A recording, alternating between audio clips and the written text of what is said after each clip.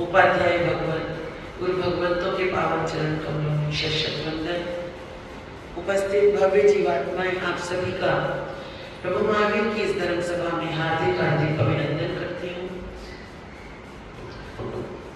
अभी आपने अर्हश्री जी से कृष्णा के बारे में सुना। एक व्यक्ति एक संत के पास पहुंचा और उसने संत को वंदन किया तो संत ने उससे कहा सुखी रहो। तो उसने कहा कैसे? व्यक्ति ने क्या कहा? कैसे कैसे सुखी रहो? संत ने पूछा क्या बात है, क्या हुआ? परेशान लग रहे हो कि महाराज कुछ नहीं है मेरे पास, मेहनत करता हूँ तो फल नहीं मिलता है, बहुत मेहनत करता हूँ कुछ बचता ही नहीं है। पहले बात काम नहीं मिलता, दूसरी बात काम मिलता है तो लोग काम के एवज का जो मुआवजा है वो देते नहीं है, भगा देते हैं। बहुत परेशान, ऐसा लगता है कि जब कमाऊंगा नहीं तो खाऊंगा क्या, खाने के बांधे। संत ने उस दुखी लाचार बेबस व्यक्ति को देख करके उन्हें बड़ी दया आई और उन्होंने एक कागज लिया, पेपर लिया, पेन लिया और उस पेपर और पेन पर एक लाइन लिखी और लिख करके उसको कहा कि ये जो पेपर है ये गांव में जाओ और जाकर के कन्ना जी के हाथ में दे देना। और वो व्यक्ति वो पेपर लेकर के पहुंच गया दुकान पे। सेठ जी बैठे हुए थे और उसने कहा मुझे गुरुजी ने भेजा है और ये आपको देने के लिए बोला है। तो कहते हैं सेठ जी गुरुजी को बहुत मानते थे। उन्होंने वो पर्चा उठा करके देखा, उसमें एक लिखा था। कितना?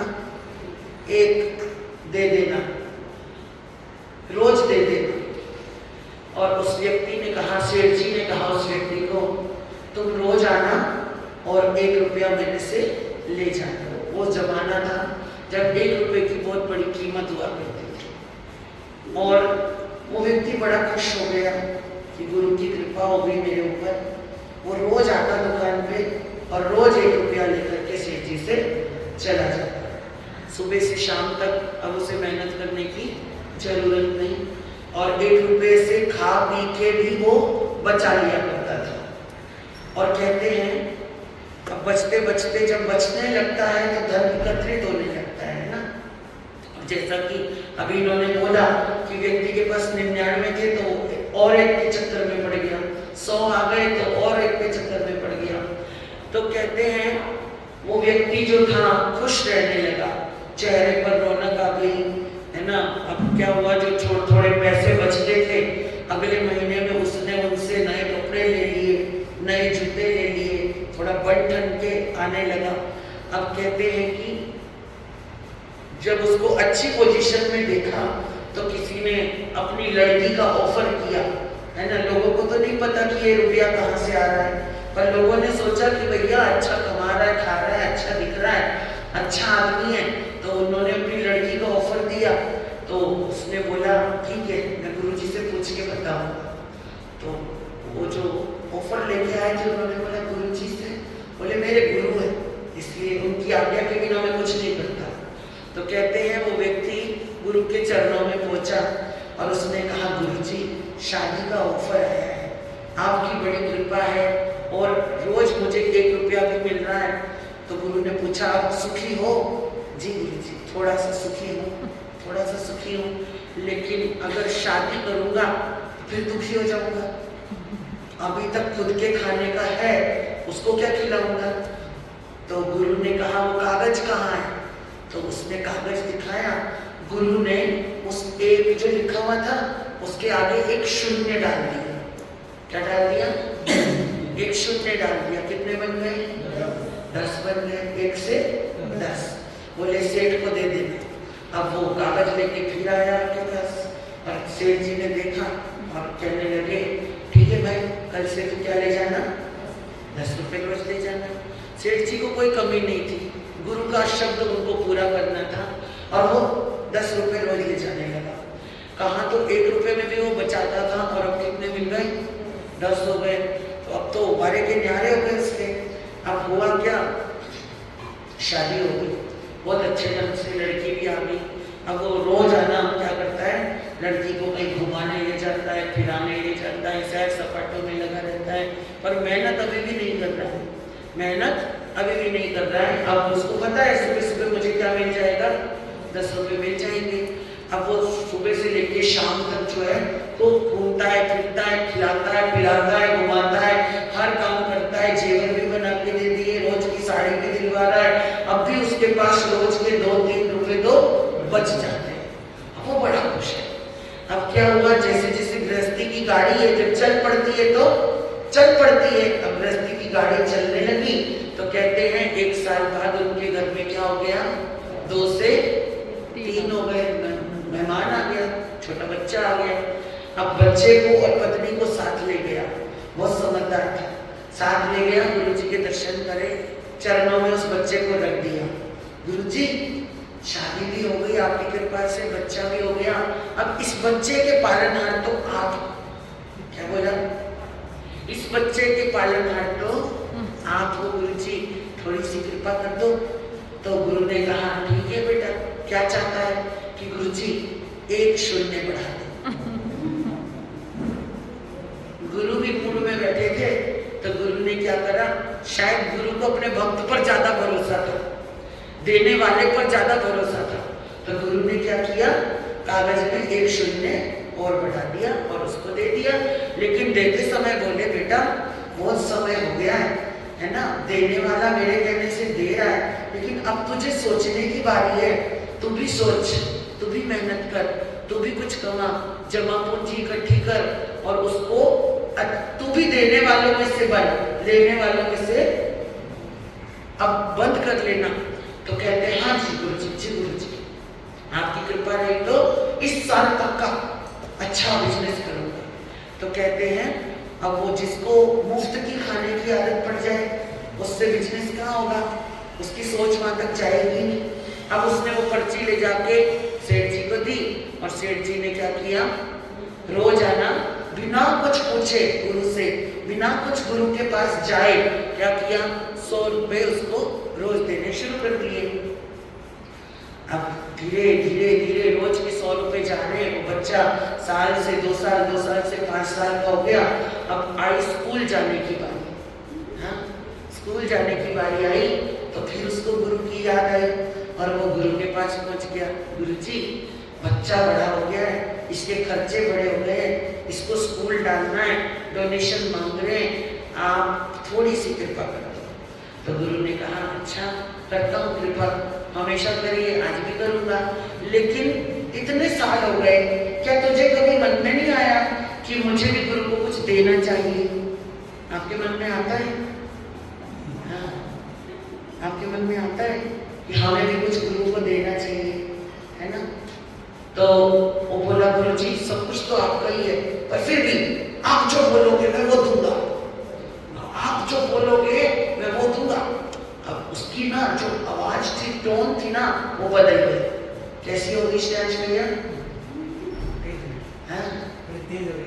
तेज हो, तेज के साथ साथ उसके अंदर क्या आ गया संदीप भैया? देने की भावना में थोड़ा सा मेरे से मांग सकते हैं गुरु और मैं दे सकता हूँ गुरु को, तो आप जो बोलो मैं वो देने को तैयार हूँ। बोले सोच ले। बिल्कुल गुरु जी जो आप बोलो। तो गुरु ने कहा ना वो पर्चा कहाँ है, दे दे मुझे। तो दिया, पर्चा दिया।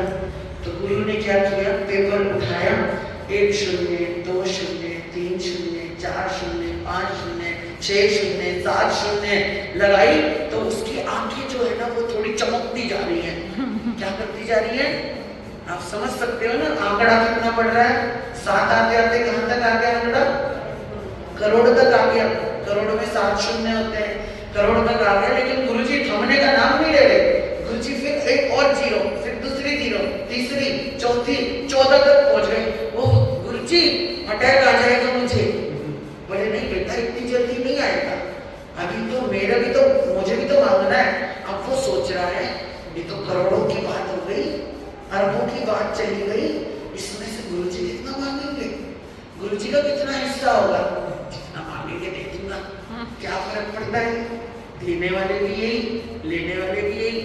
अब कहते हैं जब शून्य से वो पेपर भर गया तो वो बड़ा खुश है, और खुशी खुशी में कहते हैं उसने बोला अब बोलो गुरुजी इसमें से आपको कितना दो। तो कहते हैं गुरु ने कहा बेटा ये जो पहले का एक है ना ये मुझे दे देना। और आप तो बहुत समझदार, आपने पहले ही आइडिया लगा दिया गुरु क्या मांगने वाले थे। अब बोले ये उन्होंने एक को फाड़ दिया, बोले ये सारी शून्य तेरी और ये एक किसका है, मेरा। ऐसे ही होता है, ऐसे ही होता है। जब हमारा लालच बढ़ता जाता है, बढ़ता जाता है, बढ़ता जाता है, तो क्या होता है हम शून्य पे आ जाते हैं। क्योंकि जहां लाहो तहां लोहो, लहा लोहो पवड्डई। भगवान महावीर कहते हैं जैसे जैसे लाभ बढ़ता जाता है वैसे वैसे व्यक्ति का लोभ बढ़ता जाता है, और जैसे जैसे लोभ बढ़ता जाता है वैसे वैसे पापों में वृद्धि होती जाती है। क्योंकि लोभ जो है वो पाप का बाप है, लोभ जो है वो पाप का बाप है। लोभो सब विनाशनो, लोभ सब प्रकार का विनाश कर देता है, लोभ विनाश कर देता है। रावण को भी लोभ हो गया था सीता की सुंदरता का, है ना, तो कहाँ चला गया वो, विनाश, विनाश काले विपरीत बुद्धि, विनाश की ओर चला गया। तो कहने का अभिप्राय है कि जब इंसान की तृष्णा बढ़ती जाती है तो महावीर का जो सिद्धांत है वो तृष्णा को कम करने का सिद्धांत है, आसक्ति को कम करने का सिद्धांत है, लालसा को कम करने का सिद्धांत है। लेकिन हम अधिकतर देखते हैं कि वो तृष्णा हमारी बढ़ती जा रही है। आज की डेट में हम कहीं पर भी रुक नहीं रहे, थम नहीं रहे, है ना। हमारे एक्सपेंसिव इतने बढ़ गए हैं, हमारे जो रहने सहने के तरीके हैं वो बढ़ गए हैं, हमारे रहने सहने का तरीका बेशक वही है, दिखावे के तरीके ज्यादा बढ़ गए हैं, तो हर चीज दिखावे में आ रही है। तो उसमें क्या रहता है हम अंदर से परेशान रहते हैं। क्योंकि आसक्ति जो है ना, वो उन्होंने बोला ना कि जो आसक्ति होती है वो किसकी जननी होती है,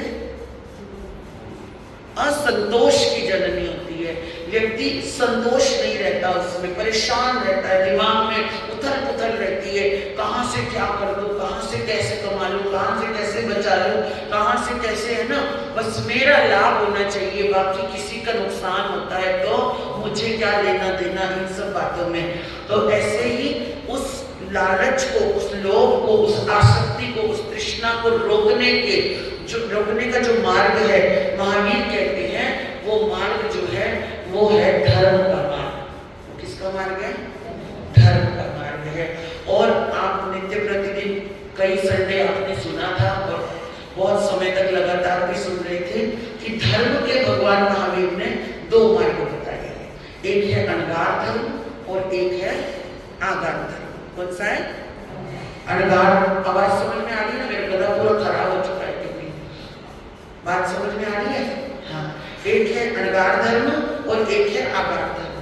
अणगार धर्म जो हमने लिया है, सर्वस्व त्याग कर दिया, घर बार हर चीज त्याग कर दी। लेकिन आगार धर्म जो है वो आपके लिए है, उपासकों के लिए है।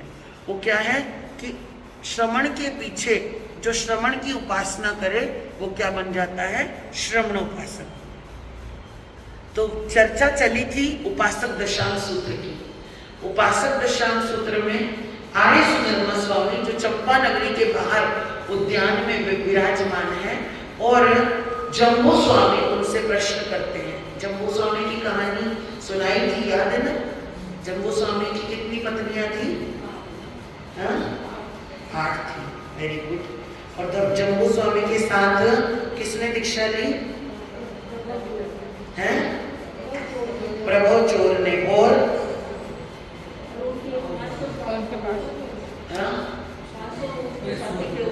कितनों ने, ना 100 नहीं, 527। कितने?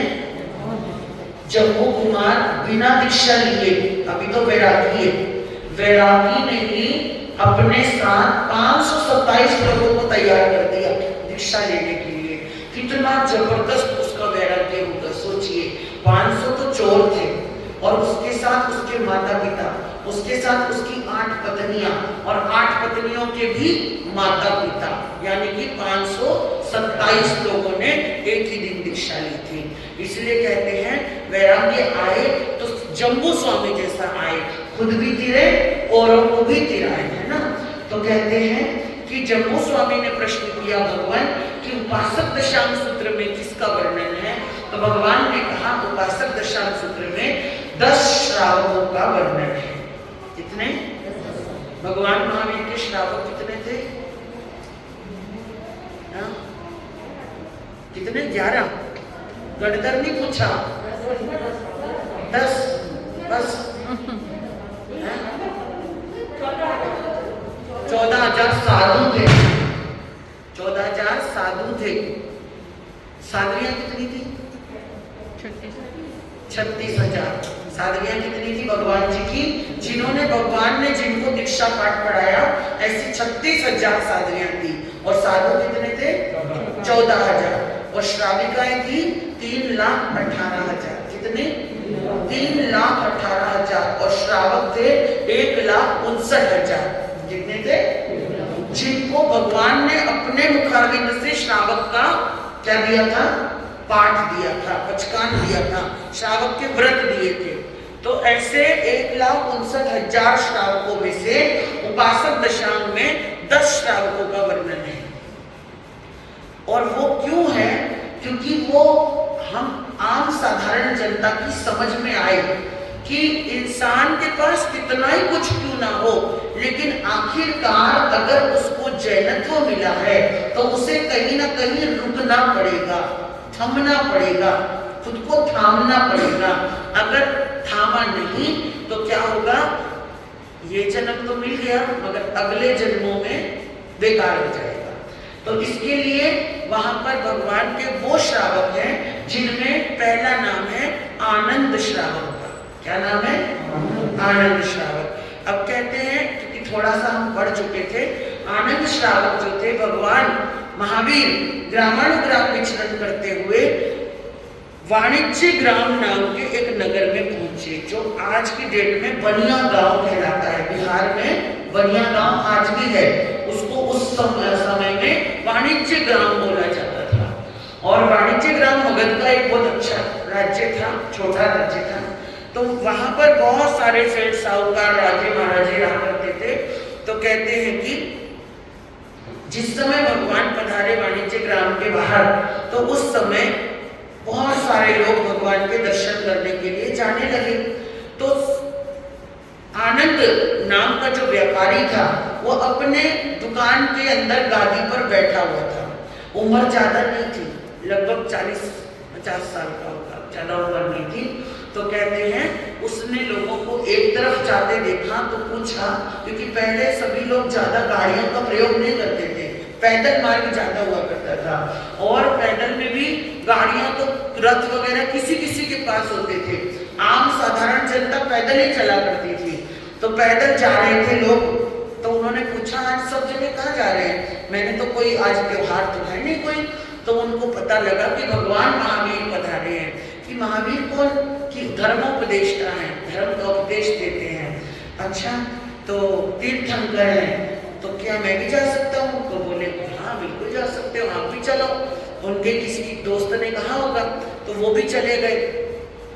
अब चले गए तो यहाँ पर आगम में कहते हैं वो जो आनंद थे उनकी पत्नी का नाम शिवानंदा था। क्या नाम था? क्या था? शिवानंदा था। और कहते हैं आनंद के यहाँ पर उस जमाने में 4 करोड़ स्वर्ण मुद्राएं उनके खजाने में बैंक बैलेंस थी। 4 करोड़ स्वर्ण मुद्राएं घर के खर्च में लगी हुई थी, 4 करोड़ स्वर्ण मुद्राएं व्यापार में लगी हुई थी। और 4 गोकुल थे उनके, 4 गोकुल थे जिसमें 10-10 हजार गायें एक एक गोकुल में थी, यानी 40,000 गायों का भी वो पालन किया करते थे। क्योंकि ये हमारा जो भारतवर्ष है, ये काफी अनंत काल से ही भारत जो है ना हिंदू राष्ट्र है, हिंदू राष्ट्र है। और यहाँ पर देवी देवताओं के साथ साथ गायों की और पशुओं की भी पूजा की जाती है ना। आपने देखा होगा जो महादेव शिव जी होते हैं, शिव जी के सामने नंदी जी को बिठाया जाता है, यानी कि बैल की पूजा की जाती है। गणेश जी के सामने मूषक को रखा जाता है, चूहे को रखा जाता है, उसकी भी पूजा की जाती है। कार्तिकेय के सामने मोर को रखा जाता है, उसकी भी पूजा की जाती है। ऐसे अनेक देवी देवता हैं। अब माता जगदम्बा के सामने शेर को रखा जाता है, उसकी पूजा की जाती है। तो भारतवर्ष की पहले से परंपरा रही है, ये आज की नई परंपराएं नहीं है, ये तो बहुत मतलब सदियों पुरानी परंपराएं हैं। तो इसलिए कि आप जो खुद को पालन कर रहे हो, उसके साथ साथ आप पशु जगत का भी पालन करो, उनके प्रति अनुकंपित रहो, दयावान रहो। बस यही कारण है कि देवी देवताओं से इनको जोड़ दिया गया, ताकि आप उनको सताओ ना, परेशान ना करो। प्रत्येक को देवता का वो माना गया है, स्वरूप माना गया है। तो यही चीज थी कि गाय को पूजा जाता है, सदियों से पूजा जाता है। तो गाय की पालना जो थी वो भी किया करते थे, जबकि वो जैन नहीं थे, अभी तक उनको जिनत्व का मालूम भी नहीं था। तो लेकिन फिर भी उनकी इतनी संपत्ति थी। और जो आदमी अपने पैसे से 10,000 गायों का रक्षण करता है, गौशाला अभी गए हो, गौशाला गए होंगे है ना, कहीं बाहर जब घूमने जाते हो वहाँ भी गौशालाएं होती है। आपके जहाँ जहाँ राजस्थान में गांव होंगे वहाँ भी गौशालाएं होंगी। किसी महाराज जी ने भी बहुत सारी प्रेरणाओं से बना रखा है। अब हमारे वलगढ़ के श्री जी महाराज के प्रेरणा से, सौभाग्यवती जी की प्रेरणा से, मेरे गुरुदेव की प्रेरणा से, या बहुत सारे हमारे गुजरात में तो बहुत सारी गौशालाएं हैं। और जो मेरे गुरुदेव की गौशाला है हरिद्वार और देहरादून के बीच में, तो वहाँ लगभग 250 गायें हैं। तो वहाँ का मैं जब खर्चा सुनती हूँ कि महीने भर में वहाँ 3 से 4 लाख रुपए का खर्चा आता है। कितना?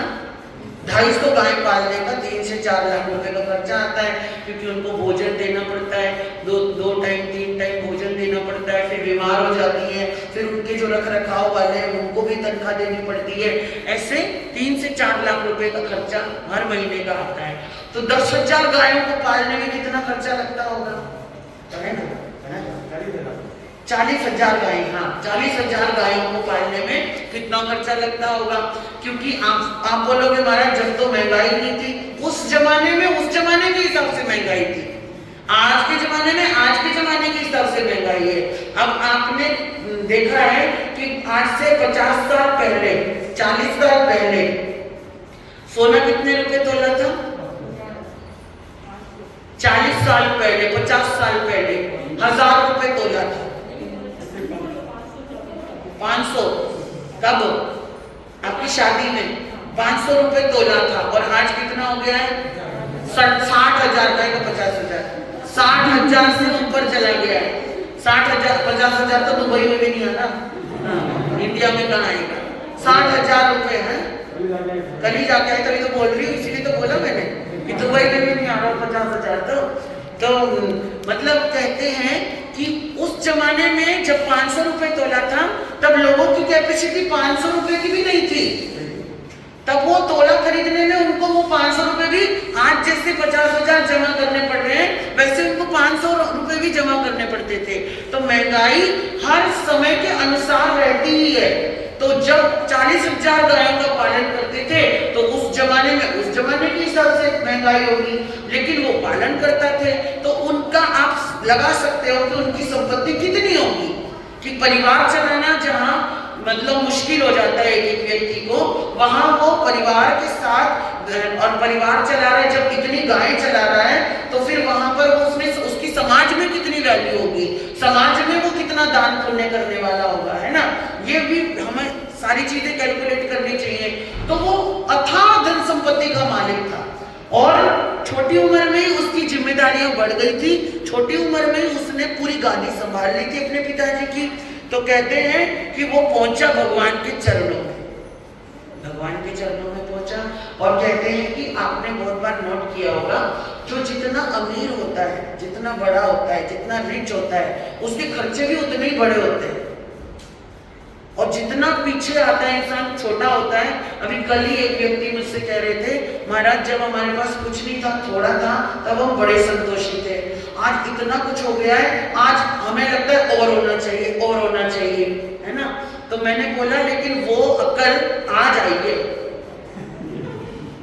वो अकल उस टाइम नहीं थी ना, कि जितना पहले था वो पर्याप्त था। अब इसने बोला कि जो प्राप्त है वो पर्याप्त है, और हर्षरी जी ने क्या बोला, जो प्राप्त है वो पर्याप्त है, कि किस्मत से ज्यादा समय से पहले किसी को कुछ नहीं मिलता। लेकिन पुरुषार्थी व्यक्ति पुरुषार्थ करता है और किस्मत को भी क्या कर देता है, चमका देता है। लेकिन वहां वो किस्मत साथ तब देती है जब आपका पुण्य प्रबल होता है। एक पत्थर तोड़ने वाला व्यक्ति पूरा दिन पत्थर तोड़ता है, शाम को कितने पैसे ले जाता है, 500, 700, 200, 300, है ना। और एक कंप्यूटर चलाने वाला व्यक्ति बस खाली उंगलियां चलाता है और दिमाग लगाता है, और शाम को घर कितना ले जाता है, वो उसकी अपनी किस्मत है। काम दोनों कर रहे हैं, पुरुषार्थ दोनों कर रहे हैं, लेकिन एक का पुण्य उतना ही है कि वो पत्थर तोड़ेगा, एक का पुण्य उतना है कि वो, और कोई कोई तो कंप्यूटर भी नहीं चला रहा, खाली फोन पे ही ऑर्डर लेता है, फोन पे ही देता है, उस पे भी वो लाखों रुपया एक ही झटके में कमा रहा है। तो कैसे, ये सब पुण्य की बदौलत होता है। पुरुषार्थ पहले पुण्य पे किया, और पुण्य बढ़ा तो फिर ये पुरुषार्थ यहाँ काम आ गया, है ना। तो कहते हैं कि अब वो जब पहुंचे महावीर के दरबार में, तो भगवान के लिए तो सब बराबर थे। भगवान ने उनको आगार रणगार की और जीवन के सत्य की परिचय कराया कि जीवन जो है वो क्षणभंगुर है, और ऐसा है कि मानो जैसे पेड़ पर एक नई कोंपल आई है। आपने कभी ध्यान से देखा, किसी वृक्ष के ऊपर पत्ते लगते हुए ध्यान से देखा है कभी? घूमते हो, फिरते हो, मॉर्निंग वॉक भी करते होंगे, तो जो पत्ता होता है वो शुरुआत में कौन से कलर का होता है? सबसे पहले रेड कलर का होता है। रेड कलर से वो धीरे धीरे ऑरेंज पे आता है, ऑरेंज से पिंक पे आता है, पिंकिश पे आता है, पिंक से येलो पे आता है, नहीं लाइट ग्रीन पे आता है, लाइट ग्रीन से धीरे धीरे बढ़ते बढ़ते डार्क ग्रीन हो जाता है, यानी बड़ी जवानी में आ गया। और डार्क ग्रीन से होते होते आप 10-12 दिन बाद जाओगे तो वो पत्ता धीरे धीरे वापस लाइट ग्रीन होना शुरू हो जाता है, और वापस वो येलो पे आ जाता है, और 15, 20, 25, 50 दिन में क्या हो जाता है, वो पूरा पीला पड़ जाता है। और पीला पड़ते पड़ते क्या होता है, एक दिन हवा जोर से चलती है और वो पत्ता उड़ जाता है। झड़ते पत्ते कहते ए वृक्ष चले हैं हम, फिर मिलना कब होगा अंदर उठता सरगम। झड़ते हुए पत्ते ने वृक्ष से बोला कि भैया मैं तेरे ऊपर पैदा हुआ, बड़ा हुआ, अब मैं जा रहा हूं। लेकिन वृक्ष ने क्या कहा, यहां आए कोई जाए ये रीत पुरानी है,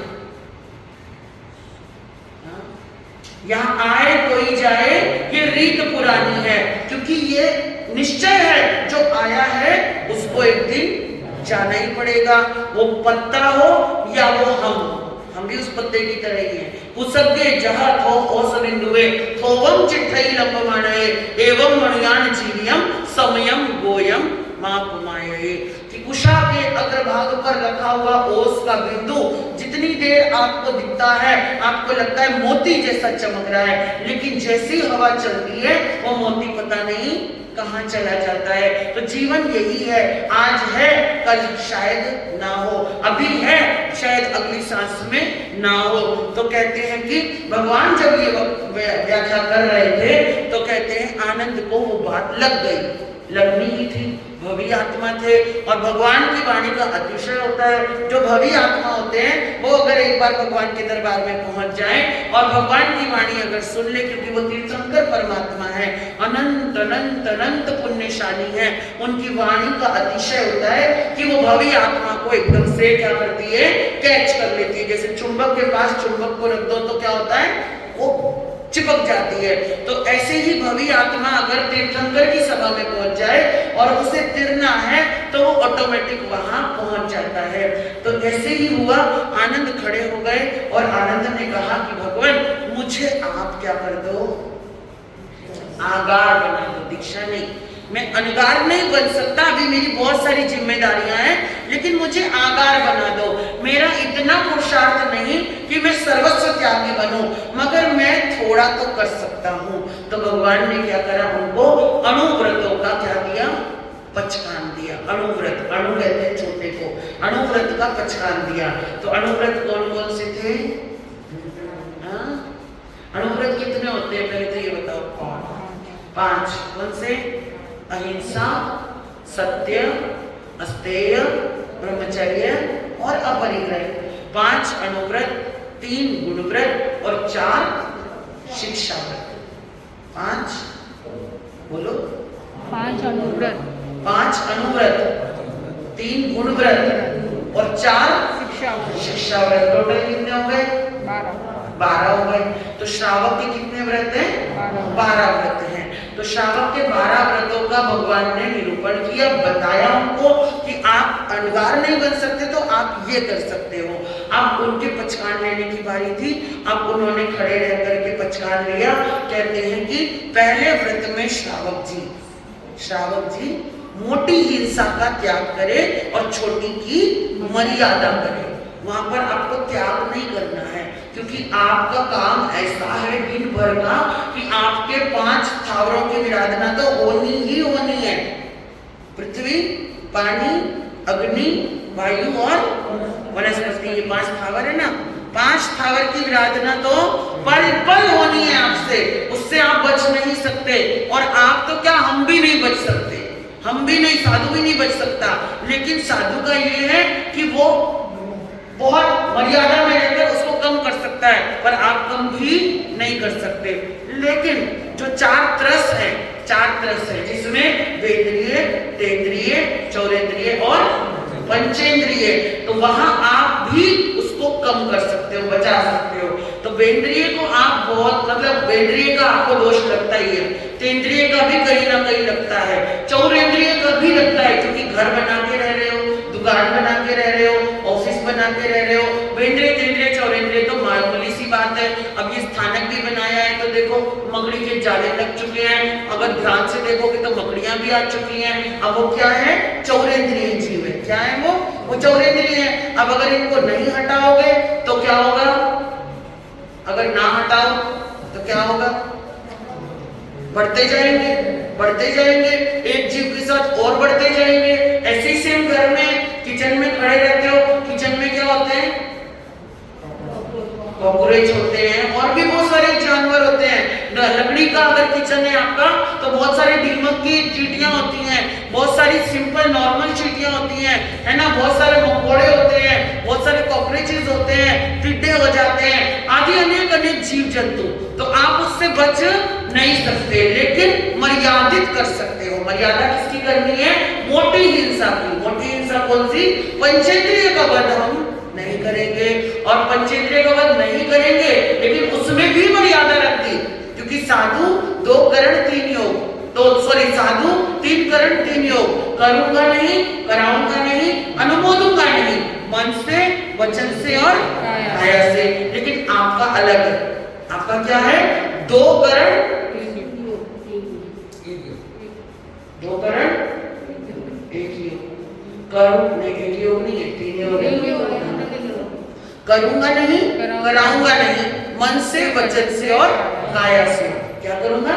ना तो मैं मारूंगा, ना किसी को मारने की प्रेरणा दूंगा। लेकिन अगर कोई अपनी इच्छा से कर रहा है तो मैं उसको मना भी नहीं करूंगा। तो अनुमोदना के लिए क्या, क्योंकि करनी पड़ेगी ना, अनुमोदना तो आएगी आएगी। अब आप घर में रह रहे हो, लेकिन पंचेंद्रियों का, अब आप सोचोगे पंचेंद्रिय तो बाबू जी मारते नहीं है, नहीं, हो जाता है। घर में चूहे अधिक हो जाते हैं, कभी कभी कबूतर आ जाते हैं, कभी कभी ना चाहे चिड़िया आ जाती हैं, कभी कभी ना चाहे, अच्छा अनेक जानवर हैं। गाड़ी लेके ड्राइव कर रहे हो, सामने बिल्ली आ गई, कुत्ता आ गया, सांप आ गया, मेंढक आ गया, आप गाड़ी की रफ्तार कम करते करते करते करते भी कई बार जीव मर ही जाता है, लेकिन वो सडनली होता है ना, तो उसका हम प्रायश्चित कर सकते हैं। मगर क्या होता है, अनजाने में जो हिंसा हुई है उसका प्रायश्चित कर सकते हैं, पर जानबूझ के मारना। आजकल वो भी थोड़े दिन पहले एक वीडियो घूम रही थी, हमने भी देखी कि वो चूहे घर में ज्यादा आते हैं, तो वो एक पेपर आता है, उसको खोल के रात को रख देते हैं, जो भी चूहा आता है उसमें कुछ खाने का रख देते हैं, तो क्या होता है, जो भी चूहा आता है वो उस पे चिपक जाता है। उसके आगे का भी देखा क्या आपने? उसके आगे का क्या था, वो जितना बाहर निकलने की कोशिश कर रहा है चूहा, उतना उसके सारे पहले तो फर निकल गए, फिर उसके बाद उसकी चमड़ी भी पूरी उधड़ गई और वो तड़फ के मर गया। और कई लोग क्या करते हैं, गोलियां डाल देते हैं, गोलियां खाता है, दुकान से बाहर जाता है और तड़फ के वहां पर मर जाता है ना। बहुत सारे तरीके हैं, कई लोग पिंजरे का यूज करते हैं, कई लोग कुछ और यूज करते हैं। अब प्रश्न आता है कि भाई महाराज जी, अगर ऐसी स्थिति है तो नुकसान कितना झेलेंगे? वो तो पूरा नुकसान कर जाएगा। तो कहीं ना कहीं जब आपको पता है ऐसी जगह है, तो या तो आप जगह बदल दो, या तो फिर जगह नहीं बदल सकते तो आप अवेयरनेस इतनी रखो, उसके लिए आपको रोकथाम कैसे भी करनी हो कि वो आ ही ना पाए। समझ रहे हो? तो ऐसे में श्रावक के लिए क्या कहा गया, पंचेंद्रिय का वध करे नहीं, कराए नहीं, लेकिन अनुमोदन में साइलेंट रहे। क्या रहे? साइलेंट रहे। अनुमोदना, अगर बोल दिया अच्छा किया तूने तो भी मुसीबत, अगर बोल दिया मत कर तो भी मुसीबत, है ना। तो क्या करना है, वहां पर आपको छूट दी गई है, तो इसके लिए कहा गया।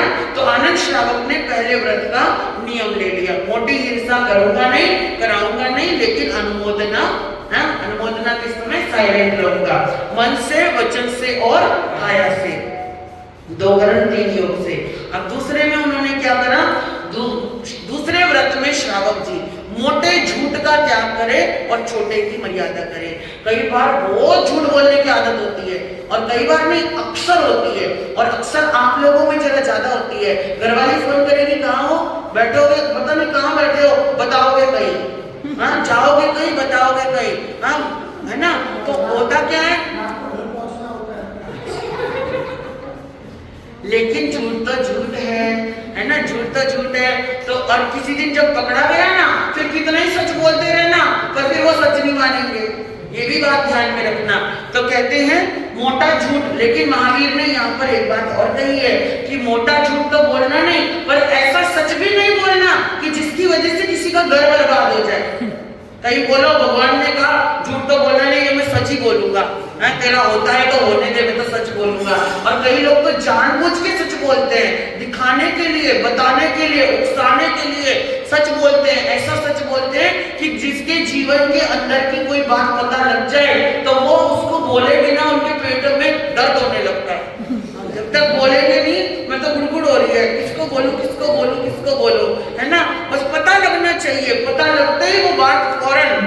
और अक्सर ऐसा होता है कि लोग बोलते हैं भैया ये मैं तेरे को बताऊं तो किसी को मत बताइए, हाँ, वो दूसरे को बोलेगा, वो तीसरे को बोलेगा।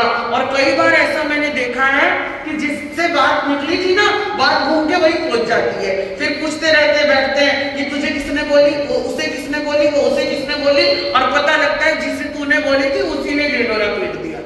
लेकिन महावीर कहते हैं ऐसा सच भी नहीं बोलना, किसी की जान चली जाए, किसी का घर बर्बाद हो जाए, किसी का उघाड़ा उघड़ जाए, किसी की जीवन की बदनामी हो जाए, किसी की पहले से कोई गलती हुई है, फिर वो लड़की हो, लड़का हो, बेटा हो, भाई हो, पड़ोसी हो, नाता हो, रिश्ता हो, या कुछ भी नहीं हो, तो भी अगर आपको नहीं पता या पता भी है, गलती होती है, अक्सर गलती हो जाती है जीवन में, लेकिन आपका काम क्या है, आपको दूसरे को नहीं बताना है, बस इतना ध्यान रखना है।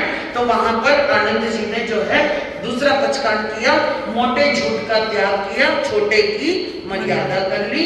किससे? मन से, वचन से, काया से।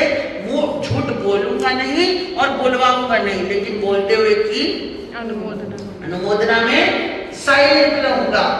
कोई बोले बताओ सच्चे ना, नहीं बोलना, मुझे नहीं पता, तू तेरा देख, मुझे नहीं बोल, हाँ भाई मेरे सामने हुआ था, ऐसा तो मेरे सामने हुआ था, ये तो बात सच्ची है, इसमें क्या झूठ बोलना। लेकिन नहीं, ऐसे नहीं बोलना। क्या पता आपकी एक अनुमोदना किसी और के लिए विषमताएं पैदा कर दे। अब कहते हैं तीसरा व्रत जो था वो है चोरी का। तीसरे व्रत में श्रावक जी मोटी चोरी करे नहीं, छोटी की मर्यादा करे। यहाँ भी मर्यादा दे दी है ना। छोटी छोटी चोरियां नहीं करनी, छोटी छोटी चोरियां नहीं करनी, लेकिन मोटी चोरी बिल्कुल नहीं करनी। त्याग मोटी चोरी का। मोटी चोरी कौन सी होती है? डाका डालना, किसी का माल हड़पना, माल चुराना, है ना।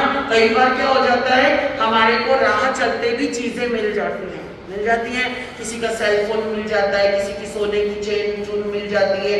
अगर समझ में आए किसका है तो मालिक तक पहुंचा दो, नहीं समझ में आए तो दान खाते में डाल दो, है ना। या फिर जो भी आपको पता है, जहां पर भी पर आप अपने लिए उसको यूज मत करो। तो ऐसा, क्योंकि वो भी कहीं ना कहीं चोरी हो जाती है। तो ये चीजों का ध्यान रखना चाहिए। ये मोटी चोरी नहीं आते हैं। हम जा रहे हैं, पिकनिक मनाने जा रहे हैं, किसी ने हमको बोल दिया ठीक है रिजॉर्ट बुक करके गए। अक्सर होता है रिजॉर्ट को हम बुक करते हैं और पिकनिक मनाने जाते हैं, पड़ोसियों को भी ले जाते हैं, रिश्तेदारों को भी ले जाते हैं। रिजॉर्ट में बहुत सारे पेड़ लगे हुए हैं, आम भी लटक रहे हैं, संतरे भी लटक रहे हैं, बहुत सारी चीजें लगी हुई हैं। हम क्या करते हैं? तोड़ने लग जाते हैं। पर ध्यान रखना वो चोरी है, क्योंकि उसने आपको अपनी जगह दी थी, पेड़ों को तोड़ने की परमिशन नहीं दी थी। तो इसलिए ये भी चोरी नहीं आता है। तो ये छोटी छोटी चीजें हमें ध्यान रखनी चाहिए।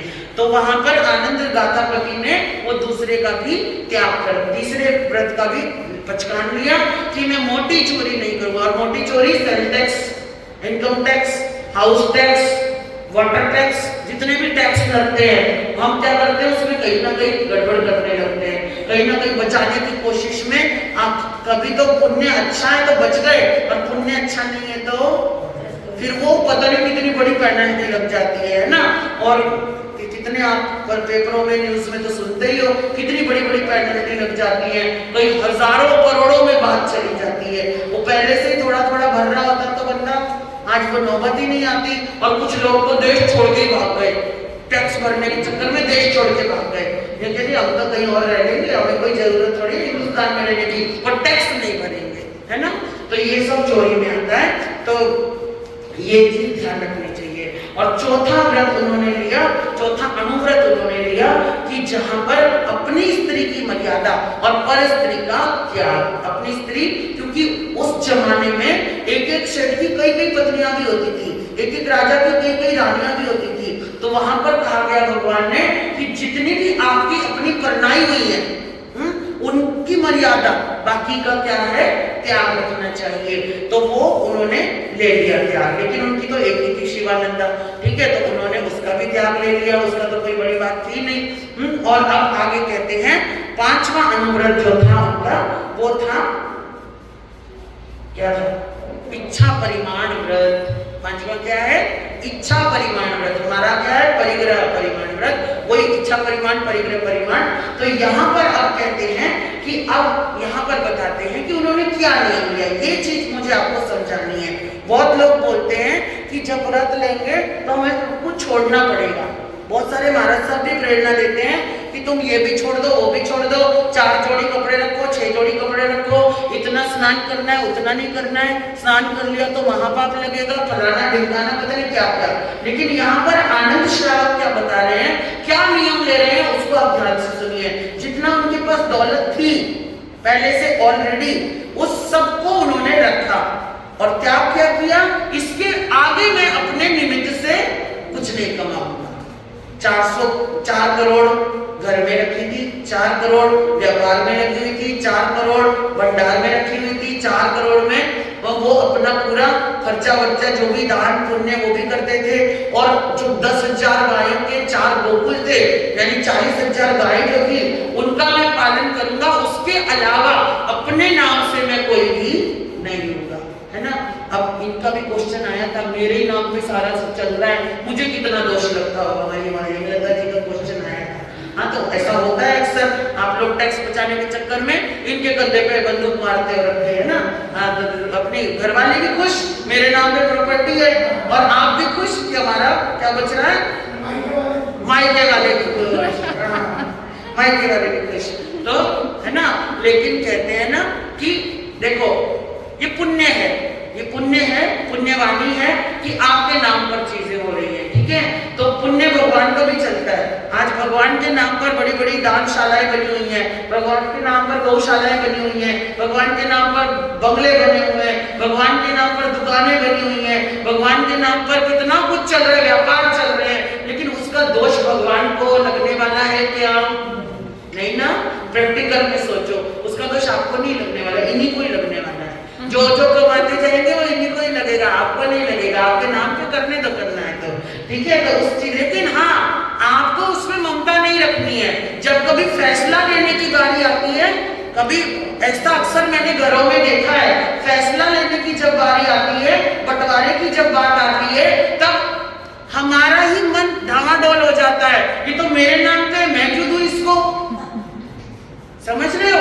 और फिर उस चीज की जो खुशी अंदर होती है कि मेरे नाम पे मेरी प्रॉपर्टी है, मेरे बेटों के नाम पे नहीं है, बहुओं के नाम पे नहीं है, बहुएं लड़ झगड़ के कुछ भी करें, मैं तो देने वाली नहीं हूं मरते टाइम तक भी। तो जो ये भावना आती है वो आपको पापी बना देगी, वो आपको संलिप्त कर देगी। लेकिन हाँ, जब तक आपके नाम पर है और आपका उसमें इन्वॉल्वमेंट नहीं है तो कोई बात नहीं। जैसे ही आप इन्वॉल्व हो गए, क्योंकि छदमस्त हैं और धन आता हुआ किसको अच्छा नहीं लगता, प्रॉपर्टी किसको अच्छी नहीं लगती, पैसा किसको अच्छा नहीं लगता, लेकिन अगर आपने उसमें इन्वॉल्वमेंट दिखाई तो फिर आप भी भागीदार बन जाओगे। इस चीज का विशेष ध्यान रखना। तो उन्होंने क्या किया, उसको रोका कि मेरा जितना भी मैंने कमाया हुआ है वो सब मेरा है और बाद में अब मैं और कमाऊंगा, अपने नाम से और नहीं कमाऊंगा। और जो 4 गऊओं के गोकुल थे उनको रखा, उसके अलावा मैं और गायें और गोकुल पे नहीं दिमाग में लाऊंगा। और क्योंकि ये भी परिग्रह है, बेशक उन्होंने पशु जगत के लिए गाय माता समझ के उसकी सेवा ही कर रहे हैं, लेकिन आखिर तो उनके नाम से है, इसलिए परिग्रह उन्हीं को ही लगेगा, ठीक है। तो क्योंकि आत्मा अकेला आता है, अकेला ही जाता है, तो किसी की जिम्मेदारी लेने की बात यहाँ पर भगवान कहते हैं सिर्फ अपनी जिम्मेदारी लो, किसी की मत लो। लेकिन अगर हम जिम्मेदारी लेते हैं तो फिर वहां पर हमारे कर्मों का बंधन बंधता है और जिम्मेदारी तो लेनी पड़ेगी। जब तक संसारी है ना, छदमस्त है, तो जिम्मेदारी तो लेनी पड़ेगी, लेकिन जिम्मेदारियों से भी धीरे धीरे धीरे धीरे करके हमें कम करनी है, खत्म करनी है। और एक समय ऐसा आना है, ये विचार चलना चाहिए अंदर कि एक समय ऐसा आए कि मैं सारी जिम्मेदारियां अपने होशो हवास में खत्म कर दूं, और ऐसा अपने जीवन में लाना चाहिए। तो उसको समझाने के लिए ही ये बातें यहाँ पर कही गई हैं। अब आगे कहते हैं उनके पास इतनी जमीन थी कि जहां पर एक साथ 500 हल चलते थे, 500 हल चलते थे, इतनी बड़ी जमीन उनके अपने नाम पे थी। तो उन्होंने उसमें से कुछ भी नहीं छोड़ा, भगवान को कहा कि वो जो जमीन है उसको रखकर आगे मैं और नई जमीन अपने नाम से नहीं खरीदूंगा। और आगे कहते हैं कि इसी प्रकार से गाड़ियां उनके पास यात्रा करने के लिए, व्यापार करने के लिए 500 गाड़ियां थी। तो 500 गाड़ियों को उन्होंने रखा और 501वीं गाड़ी का जो था उन्होंने पचकान ले लिया कि उसके ऊपर मैं नई गाड़ी नहीं लूंगा। आगे कहते हैं वाहन, वाहन विधि यानी जल, जल में चलने वाले यान। गोवा में तो आपने देखे ही है ना, जहाज बड़े बड़े आते हैं। तो जो जल में चलने वाले थे उनके पास 4 बड़े जहाज थे जो एक देश से दूसरे देश व्यापार के लिए जाया करते थे। तो वो 4 जहाजों के अलावा मैं नया जहाज कोई भी अब खरीदूंगा नहीं। किसके नाम पे? अपने नाम पे। ये नहीं कि बच्चे भी ना खरीदे, बच्चों का बच्चे जाने, मैं मेरा जान रहा हूं, अपनी मर्यादा कर रहे हैं। आगे कहते हैं भोगोपभोग परिमाण व्रत, यानी कि भोगों का जो उपभोग करने वाली चीजें हैं वह है ना, उपभोग जो होती है उसमें उपभोग यानी आपके शरीर, अब ये तो व्यापार की हो गई सारी, अब शरीर के लिए जो कुछ भी लगता है उसमें कहते हैं कि शरीर नहाने के बाद क्या है, अंगोछे से पोंछना, तौलिए बोलिए है ना। तो उन्होंने सुगंधित और रेड कलर का अंगोछा छोड़कर बाकी का उन्होंने त्याग कर दिया। आगे कहते हैं कि दातुन यानी ब्रश, ब्रश के ऊपर क्या लगाया जाता है? पेस्ट। पहले ब्रश पेस्ट नहीं होते थे, पहले क्या होते थे? दातुन होते थे, कच्ची लकड़ी के, पक्की लकड़ी के दातुन होते थे। उन्होंने 3 तरह के रखे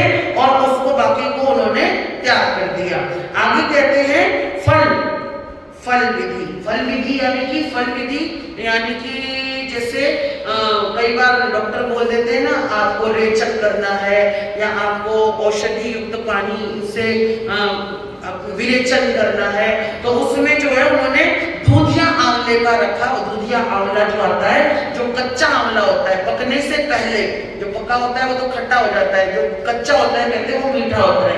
तो दूधिया आंवले के पानी के अलावा उन्होंने सब कुछ अपने लिए त्याग कर दिया। आंखें धोने के काम आता है, मुंह धोने के काम आता है, और कई बार तो माताएं बहनें वो शिकाकाई बनाती है तो उसमें भी आंवला यूज करती है ना। तो पहले के जमाने में सिर धोने के काम आता था, आज भी बहुत लोग सिर धोते हैं। तो बाकी की चीजें उन्होंने त्याग दी, वो रखा उन्होंने। तो इस प्रकार से, क्योंकि आंवला जो है, आगम कहता है आंवला जो है वो परफेक्ट है, उसमें बहुत सारे मिनरल्स, विटामिन्स और बहुत सारे औषधीय गुण होते हैं। तो आंवले का पानी रख करके बाकी का उन्होंने त्याग कर दिया। आगे कहते हैं अभ्यंगन विधि, यानी कि मालिश कराने के जो तेल होते हैं, मालिश अक्सर आप लोग भी करते ही होंगे, लेकिन आपके तेल अलग होते हैं। कोई नारियल से करता है, कोई बादाम लोगन से करता है, कोई घी से करता है, कोई तिल के तेल से करता है, कोई ऑलिव ऑयल यूज करता है, जिसकी जैसी चॉइस होती है। लेकिन वहां पर पहले के जमाने में शतपाक और सहस्त्रपाक तेल बनते थे। 1000 दवाई औषधियों को मिलाकर तेल बनाया जाता था, लाख औषधियों को मिलाकर तेल बनाया जाता था, जिनकी बोतल करोड़ों करोड़ों में आती थी। आज भी आते हैं महंगे महंगे तेल, लेकिन उन्होंने अपने लिए उन्होंने मालिश का नियम नहीं लिया। ये सोचिए, यहाँ पर उन्होंने मालिश का नियम नहीं लिया है, उन्होंने मालिश के उपयोग में आने वाले तेल को कम कर दिया कि मैं जहां गए वहीं से नया तेल उठा लाए। ऐसा नहीं, मेरे जो 2 हैं वो रखूंगा, बाकी का मैं त्याग करता हूँ। और ये किस लिए है? क्योंकि हम जगह जगह घूमने फिरने जाते हैं, और जगह जगह, प्रत्येक जगह, हर जगह नई नई चीजें होती हैं, और मन जो है हमारा मचलता है। यहाँ का कुछ फेवरेट हो, यहाँ का कुछ स्पेशल हो, वो ले लो, ये ले लो। अब लोग गोवा आते हैं, बेशक पूरी जिंदगी हो गई काजू खाते हुए, गोवा से काजू जरूर लेके जाएंगे, है ना, और लेके भी भर भर के जाते हैं। और लोग पहुंचने वाले जो घर पहुंचते हैं उनको भी पूछा जाता है, गोवा गए थे, काजू लाए क्या?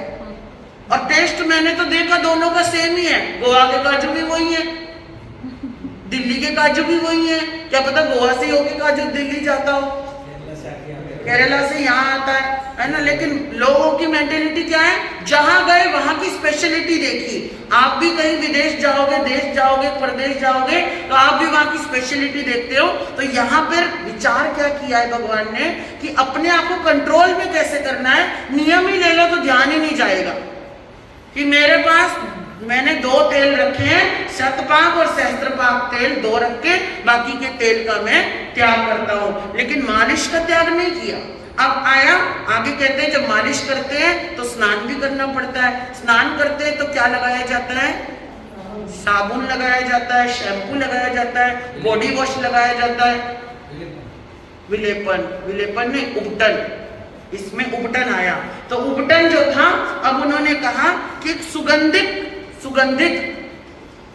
गंधाटक, यानी कि गेहूं आदि के आटे में मिलाकर, सामग्री मिलाकर के तैयार किए जाने वाला एक उपटन रखा उन्होंने, और बाकी का उपटनों का त्याग कर दिया। कोई हल्दी पैक बनाता है, कोई मसूर की दाल का बनाता है, कोई चावल का बनाता है, कोई पता नहीं कौन सी दाल, कौन सी चावल, कौन सी चीजों के, कोई बेसन का बनाता है, कोई दही का बनाता है ना, अलग अलग बनते हैं। आजकल कितनी रेसिपियां हैं, बहुत सारे लोग बनाते हैं। तो कहते हैं उन्होंने एक रखा कि इसको ही मैं हमेशा यूज करूंगा, और बाकी का उन्होंने क्या कर दिया?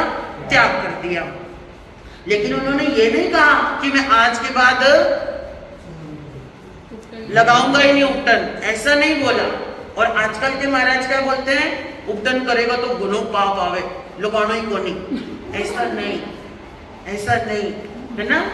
ये भगवान के सामने खड़ा हुआ एक श्रावक व्रत ले रहा है, कोई और नहीं, वहां तीर्थंकर परमात्मा खड़े हैं, और हम सब उनसे बहुत छोटे हैं। बहुत छोटे क्या, हम तो उनकी चीची उंगली के नाखून के बराबर भी नहीं है तीर्थंकर परमात्मा के। और यहाँ भगवान ने पलट के नहीं कहा कि श्रावक जी ये सारा चीज तो रख ही रहे हो, तो फिर पाप से कहां से बचोगे? नहीं, क्योंकि ये आवश्यक है, इसलिए भगवान ने उस चीज के लिए मना नहीं किया। आगे कहते हैं स्नान विधि। स्नान विधि ये तो बड़े काम की चीज है आपके लिए, क्योंकि इसमें बहुत ज्यादा उटपटांग चीजें दिमाग में रहती हैं। अक्सर औरतों के दिमाग में तो बहुत ज्यादा रहती है। बाबूजी कईयों ने तो मुझे बोला मानसा मेरा तो स्नान का नियम है। मैंने कहा क्यों? बोले नहीं बाबूजी आए थे, बोले स्नान में तो बड़ो पाप लगे, तो मैं तो महीने में एक बार स्नान करती हूँ। कोई बोली मैं तो 2 महीने में एक बार करती हूँ, कोई बोली मैं तो 6 महीने में एक बार करती हूँ। मैंने तो फिर करते क्या हो? वो तो थोड़ा कपड़ा फेर लेते हैं। मैंने कहा बहुत अच्छी बात है, बहुत घनी आपके त्याग को मेरे भी नमस्कार है, लेकिन मैं करती नहीं हूँ ऐसे नमस्कार, क्योंकि मुझे आगम का पता है, आगम में क्या लिखा हुआ है। तो यहाँ पर उन्होंने स्नान का त्याग कर रहे हैं। आप सुनिए ध्यान से कि उन्होंने क्या कहा, पानी के 8 ऑस्ट्रिक के आकार के घड़े, ऑस्ट्रिक कहते हैं ऊंट को, किसको कहते हैं? या ऊंट भी लिखा हुआ है। ऑस्ट्रिक के आकार के 8 घड़े, ऊंट देखा कितना बड़ा होता है, उसके आकार के 8 बड़े घड़े रख करके, जिनका मुंह ऊंट की तरह संकड़ा और गर्दन लंबी और आकार बड़ा, ऐसे जो घड़े होते हैं वो रख करके बाकी के जल का मैं रोज का त्याग करता हूँ। रोज आना स्नान करेंगे, लेकिन कितने पानी से? 8 घड़े। और यहाँ पे क्या बोलते हैं भाई जी, एक बाल्टी भी खिंडा दी तो नरकगामी हो गए, आपको सीधा नरक में पहुंचा देते हैं। हाँ, अब ये आगम में लिखा है, समझ रहे हो? हाँ, ये आगम में लिखा है और पचकान ले रहे हैं। ऊंट के आकार के 8 बड़े घड़े। उस जमाने में बड़े बड़े तालाब हुआ करते थे स्नान के लिए, पोखरनियां होती थी, और घरों में भी बाल्टी मुग्गा नहीं होता था। घर के अंदर, बड़े बड़े घरों के अंदर, आपने नाटकों में भी देखा होगा, तालाब की तरह अंदर ही कुंडी बनी होती थी, उसमें पानी भरा होता था, उसमें घुस जाते थे। और आज भी घुसते हैं, आपके भी बड़े बड़े टब होते हैं, टबों में घुस जाते हैं बहुत लोग, बड़े बड़े घरों वाले घुसते ही है ना। तो उसमें कहते हैं कि स्नान के लिए त्याग नहीं किया, और पानी कितना रखा? पानी की मर्यादा थी उस। अच्छा, तो घड़े भी तो उसी आकार के होंगे। मतलब आप कहना चाहते हो लोग लंबे चौड़े होते थे, पर घड़े लंबे चौड़े नहीं होते थे, घड़े आज के जितने होते थे, ऐसा बोल रहे हो क्या? उस जमाने का अगर आदमी बड़ा होगा तो ऊंट भी तो बड़ा ही होगा। जितना क्षेत्रफल होता है उसी हिसाब से हमारी जो हाइट है वो घटती बढ़ती रहती है, समझ गए? चौथे आरे में आदिनाथ भगवान की जो हाइट थी वो 500 धनुष की थी। तो उस जमाने में आदिनाथ भगवान के समय में हाथी, ऊंट, घोड़े, उनकी हाइट भी वैसी हुआ करती थी। वो आपके हिसाब से बहुत है, और आप तो चाहो तो वो एक बाल्टी भी ना खिंडाओ। त्याग करने वाले बोलते बाबूजी मैं तो 2 मुक्के में ही स्नान कर लेती हूँ। इसलिए वो कई बार बोल देते बाबूजी मैं तो 8 दिन में करूं, मैं तो 15 दिन में करूं, मैं तो 20 दिन में करूं। लेकिन जब हम गृहस्थी में रहते हैं तो अशुद्धि होती है हमारी, और उस अशुद्धि को दूर करना आवश्यक है, इसलिए यहाँ पर विधान है।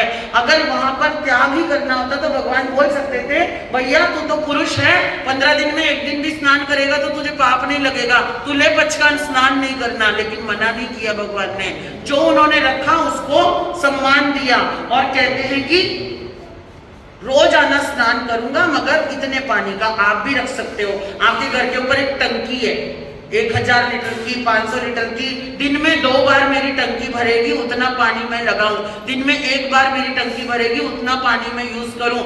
ये मर्यादाएं आप रख सकते हो, है ना? क्योंकि संसार में जितना भी पानी है उन सबके दोष से आप बच जाओगे।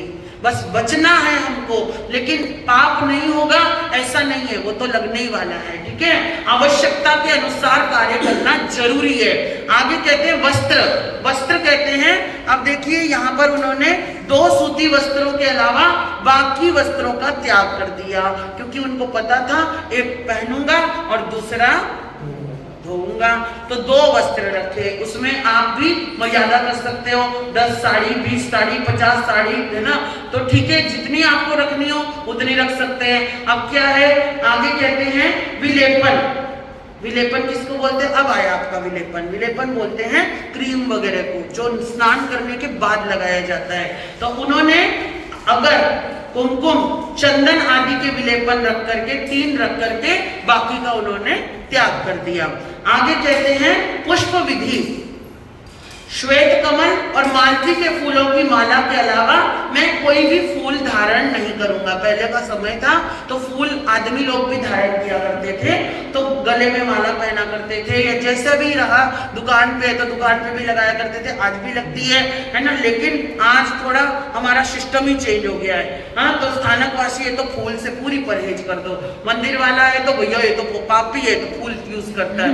ऐसे मतलब दिमाग में फालतू की बेकार की चीजें लाके बैठते हैं। तो मैं कई बार बोलती हूँ उन चीजों को लाने से पहले एक बार आगम पढ़ लो, आगम की हिंदी पढ़ लो, आपको समझ में आ जाएगी।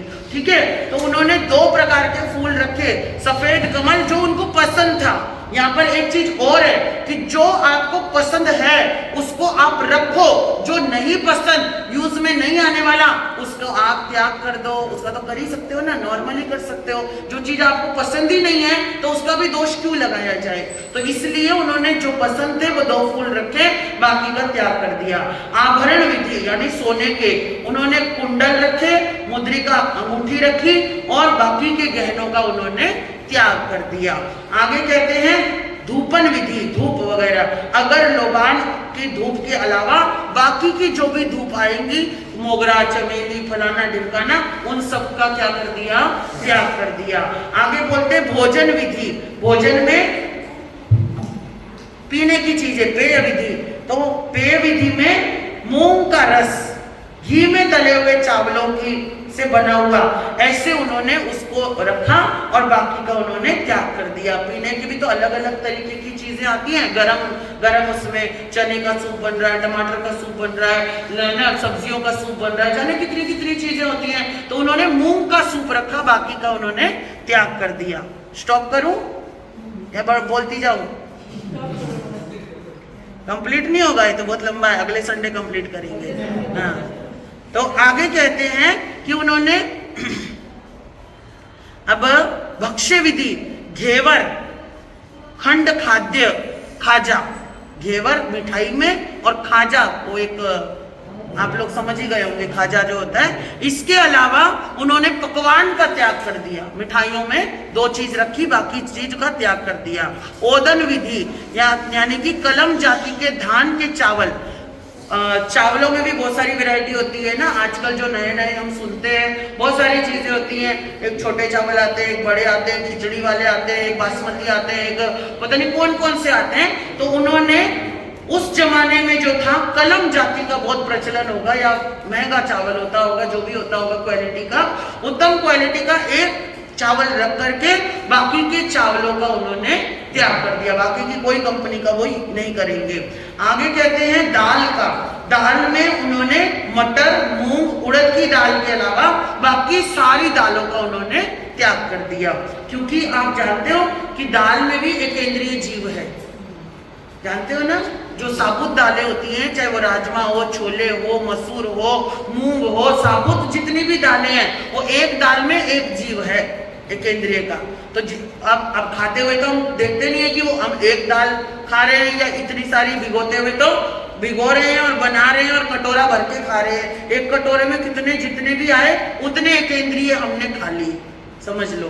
ठीक है, तो इसलिए उन्होंने 3 तरह की दाल रखी और बाकी सबका त्याग कर दिया। घृत विधि, घृत यानी घी। अब घी भी बहुत तरीके का बनाया जाता है, गाय का घी, भैंस का घी, बकरी का भी दूध का भी बनता है, तो अलग अलग बनते हैं। और फिर 12 महीनों में अलग अलग महीने के भी घी होते हैं। तो यहाँ पर उन्होंने लिखा है कि शरद ऋतु में बनाया गया गाय का घी, उसके अलावा उन्होंने सभी प्रकार के घी का त्याग कर दिया। और यहाँ पर कहा जाता है कि शरद ऋतु में कहते हैं चंद्रमा का बहुत तेज होता है, और चंद्रमा कहते हैं एक तरीके से अमृत की वर्षा करता है शरद ऋतु में। तो शरद पूर्णिमा के दिन जो घी बनाया जाता है उसको पूर्णिमा की चांदनी में रखा जाता है ताकि उसमें औषधीय गुण आ जाते हैं, और ऐसा घी वो पूरे साल के लिए तैयार किया जाता था। तो वो वही एक रख करके बाकी का उन्होंने त्याग कर दिया। शाक विधि, शाक में बथुआ, लौकी, पालक, भिंडी, इनके अलावा बाकी की सब्जियों का उन्होंने क्या कर दिया, त्याग कर दिया, क्योंकि वो उनको पसंद थी, जो पसंद थी उन्होंने रखी और जो नापसंद थी उन्होंने सबका त्याग कर दिया। अब आगे कहते हैं माधुरक विधि, यानी कि मधुर पेय, शरबत। शरबत में उन्होंने शल्यकी नाम के विशेष वृक्ष के गोंद से बनाए हुए मधुर पेय के अलावा सारे जो शरबत थे उनका उन्होंने त्याग कर दिया। लेकिन ऐसा नहीं कि अब मैंने त्याग करना है तो पूरा ही मिठाई का त्याग करवा दो मेरा, पूरी नमकीन का त्याग करवा दो मेरा, सारे चॉकलेट का त्याग करवा दो मेरा। नहीं, भगवान ने क्या कहा, जो पसंद है उसको रखो, बाकी का त्याग कर दो, जो नापसंद है उसको छोड़ दो, तो आपको बहुत बड़ा लाभ मिल जाएगा। व्यंजन विधि, व्यंजन मतलब कहते हैं कि पकोड़े आते हैं ना, मूंग के पकोड़े, उड़द के पकोड़े, पता नहीं क्या क्या चीजें, तो उन्होंने कांजी बड़े रख करके, मूंग की दाल के बड़े रख करके बाकी सबका उन्होंने त्याग कर दिया। और इस प्रकार से आगे कहते हैं पीने के पानी में एकमात्र आकाश से गिरे हुए वर्षा के पानी के अलावा वो कोई पानी नहीं पीऊंगा, ऐसा उन्होंने पचकान लिया और ये पानी का उन्होंने लिया। आगे कहते हैं मुखवास विधि। लोग, आप क्या खाते हो, खाना खा लिया, इलायची डाल ली, लौंग डाल ली, सुपारी डाल ली, या कभी पान भी खा लेते हैं, कभी कुछ कभी कुछ अलग, कितनी तरीके की तो सौंफ आती है ना। तो यहाँ पर उन्होंने वो भी रखा उन्होंने, त्याग नहीं किया।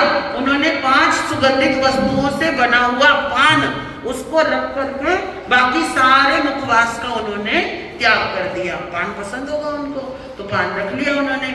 और इस प्रकार से ये जो था उपभोग परिभोग का परिमाण रखा है। उपभोग कहते हैं जो आपके शरीर के लिए, परिभोग कहते हैं जो आपका जितना भी क्या है, जमीन और जायदाद है, प्रॉपर्टी है, सोना चांदी है, उन सबको क्या कहा गया, परिभोग कहा गया, जो बार बार उपयोग में आए। और उपभोग जो एक बार उपयोग में आए उसे उपभोग कहा गया है। तो ये 5 पूरे हुए। छठा क्या आता है, आप आइए और धर्म कथा श्रवण करने का लाभ लीजिए और 12 व्रतों को ध्यान से सुनना, क्योंकि अब चातुर्मास एंडिंग पे आ रहा है, दिन ऐसे भाग रहे हैं। और आपने संडे आने का फैसला कर लिया है, मैंने नहीं किया, आपने किया है ना। तो संडे जब आप आओगे तो फिर उसको ध्यान में रखना और ध्यान से सुनना और बीच के 6 दिनों में चिंतन जरूर करना कि अगर मुझे श्रावक सच में बनना है, क्योंकि ये भी हमारी अपनी एक जिम्मेदारी बनती है कि अगर हमें जैन कुल मिला है तो हमें 12 व्रतों में से एटलीस्ट 1, 2, 3, 4 जितने हो सकते हैं आराम से उतने व्रत ग्रहण करने चाहिए। चाहे जो भी ले लो आप, आसानी से जो हमसे हो जाए उतना लेकर, क्योंकि आज अगर एक लोगे ना तो अगले साल आपको दूसरा लेने का अपने आप मन करेगा। अगर मैं नहीं कहती कि 12 इकट्ठे ले लो, एक लो, लेकिन एक को अच्छे से पालो, समझ करके पालो, फिर दूसरा लोगे, फिर तीसरे साल तीसरा आ जाएगा। यानी कि जिंदगी के 12 साल बाद आप 12 व्रती श्रावक तो बन ही जाओगे, लेकिन उसके लिए आज से ही चलना पड़ेगा। और चलो, अंधेधुंध मत चलो, आंखें बंद करके मत चलो, जैसे बोलते हैं मेरे गुरु ने ये कह दिया तो मुझे ये करना ही है, ऐसा मत करो, वो अंधविश्वास होता है ना। समझ करके करो, सोच करके करो, सुन करके करो। उस चीज को जब आपको समझ आ जाएगी चीजों की, तो आपको त्याग करने में बड़ी आसानी हो जाएगी। आप ना चाहते हुए भी त्यागी बन जाओगे, बस उसको समझिए। चाहे छोटे हो बड़े हो, ये गुड़िया आप बैठे हो, आपका तो अभी जिंदगी की जर्नी शुरू हो रही है, तो आपके लिए तो और जरूरी है ना। जो 50 के हो गए, 60 के हो गए या उससे ऊपर के हैं, उनके लिए भी विशेष जरूरी है कि अब जाग जाओ, क्योंकि पत्ते पीले पड़ने शुरू हो गए, कब डाल से टूट जाएंगे नहीं मालूम। इसलिए त्याग पचकान करना शुरू करो। चीजें तो छूटनी ही है, एक दिन अपने आप छूट जाएंगी। इससे अच्छा तो हम अपनी मर्जी से छोड़ दे। मर्जी से छोड़ा हुआ त्याग कहलाता है, अपने आप छूटा हुआ मजबूरी कहलाती है। तो मजबूर क्यों बने, जब हम जिए शान से हैं तो मरेंगे भी शान से। तो इसलिए धर्म कथा श्रवण कीजिए। और आज संडे है तो मुझे ऐसा लगता था कि ज़्यादा लाभ मिलेगा, लेकिन ठीक है, जो आए उन सबका वेलकम, स्वागतम।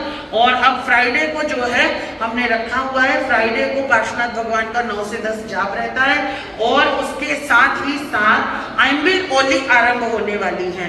नवरात्रे आ रहे हैं, 15 तारीख से शुरू हो रहे हैं।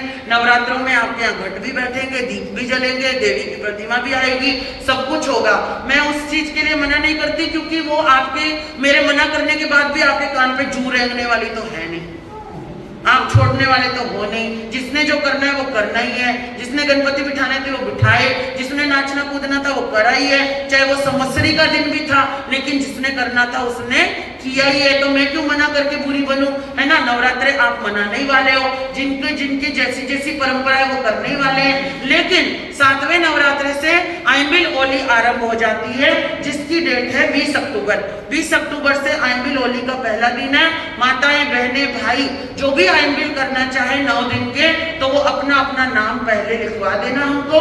15 अक्टूबर तक नाम लिखवा देना, चाहे ग्रुप में लिखवाओ चाहे कहीं भी, ताकि संघ को व्यवस्था करने में आसानी बढ़े।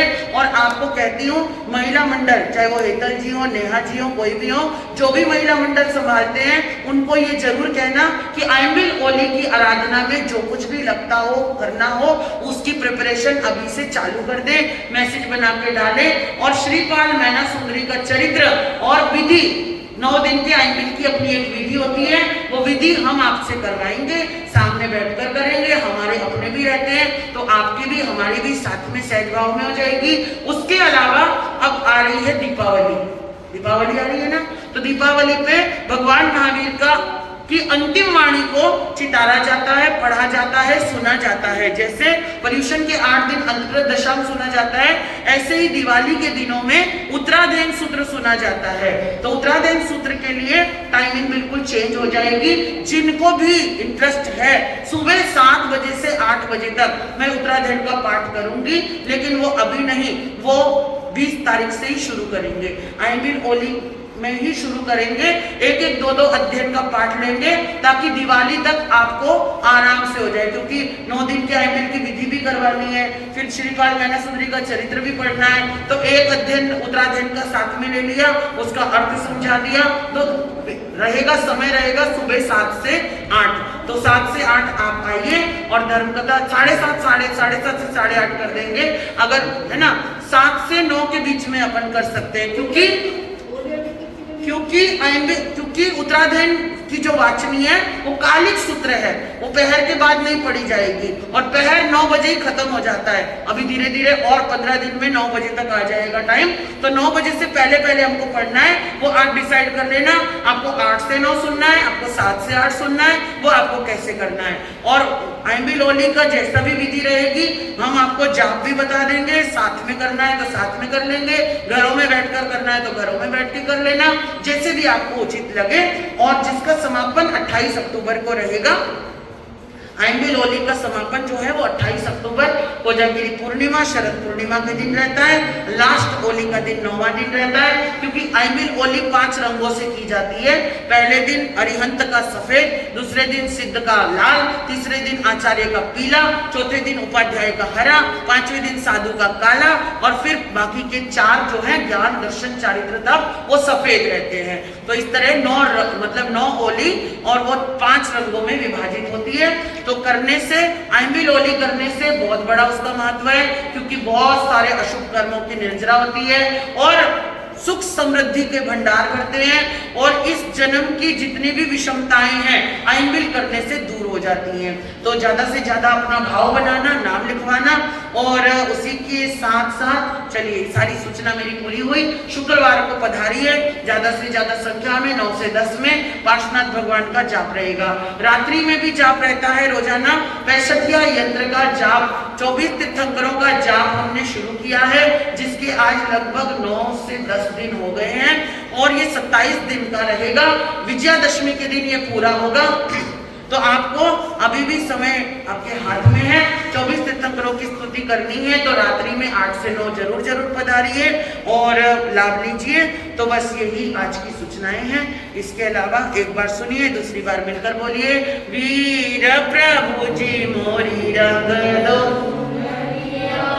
वीर प्रभु जी मोरी रंग दो चुनरिया रंग दो चुनरिया रंग दो चुनरिया रंग दो चुनरिया रंग दो चुनरिया वीर प्रभु जी मोरी रंग दो चुनरिया वीर प्रभु जी मोरी रंग दो चुनरिया ऐसा रंग रंग दो जो कभी भी ना उतरे ऐसा रंग रंग दो जो कभी भी ना उतरे दो से चाहे सारी उमरिया दो से चाहे सारी उमरिया काला नहीं रंगवाऊं पीला नहीं रंगवाऊं काला नहीं रंगवाओ पीला नहीं रंगवाओ अपने रंग में रंग दो चुनरिया अपने रंग में रंग दो चुनरिया बिना रंग रंगवाए कभी भी ना जाएंगे बिना रंग रंगवाए कभी भी ना जाएंगे बीत जाए चाहे सारी उमरिया बीत जाए चाहे सारी उमरिया सारा जग रूठे मेरे वीर जी ना रूठे सारा जग रूठे मेरे वीर जी ना रूठे रूठ जाए चाहे सारी नगरिया रूठ जाए चाहे सारी नगरिया वीर प्रभु जी मोरी रंग दो चुनरिया वीर प्रभु जी मोरी रंग दो चुनरिया बोलिए शासनपति भगवान महावीर स्वामी की